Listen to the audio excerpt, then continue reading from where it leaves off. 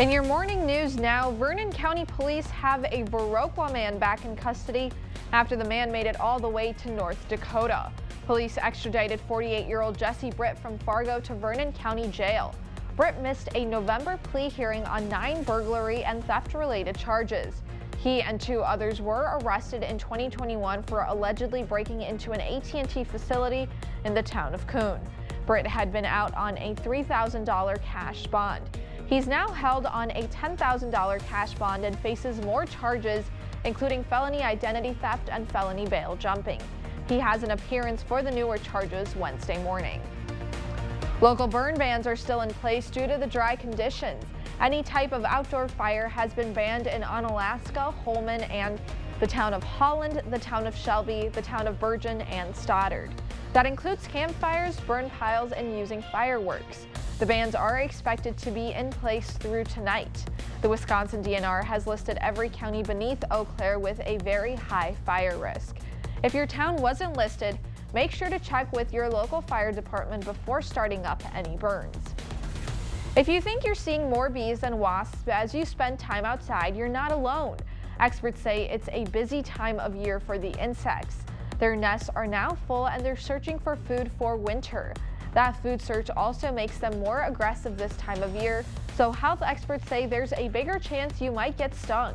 One pediatric allergist at Gunderson says you should be wearing closed-toe shoes in the backyard. That's because some wasps will make nests in the ground. If your kids come up to you saying they've been stung, there's a few things you can do. So the first thing would be to look for if there's a stinger.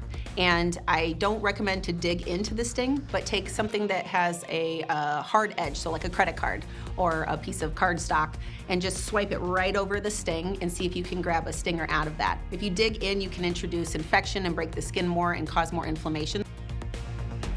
After that, wash the area with soap and water, apply ice for 20 minutes, and then use an antihistamine like Benadryl. Health systems don't usually screen for allergies, so experts say families should know severe signs of an allergic reaction. Those can include hives, stomach cramping, difficulty breathing, and difficulty swallowing. The Tomah Fire Department's Assistant Chief is hanging up his gear. Assistant Chief Dale Trowbridge II is retiring after 33 years with the department. That's according to a post on the Tomah Fire Department's Facebook page. The post calls Trowbridge a great leader and thanks him for all he's done for the city of Tomah. Labor Day was first created to celebrate the American labor movement. It also celebrates workers' contributions to the development of the United States. Yesterday, the holiday was celebrated with cookouts, picnics, and parades like La Crosse's 2-time parade marshal Terry Hicks says you have a parade for the same reason you have the holiday.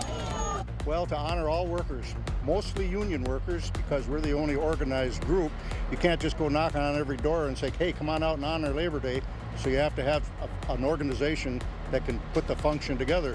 But it's to honor all workers, but primarily unionized workers. The La Crosse parade held most, if not all, of the La Crosse area unions in their lineup. And keep in mind today, alert days are in effect due to the fact that we have heat advisories in effect for portions of the Coulee region until 6 p.m. this evening for heat index values between 95 to 103 or higher. Heat-related illnesses are possible as a result of this dangerous heat today. Stay hydrated out there, drink plenty of fluids, and take those frequent breaks if you're outside today.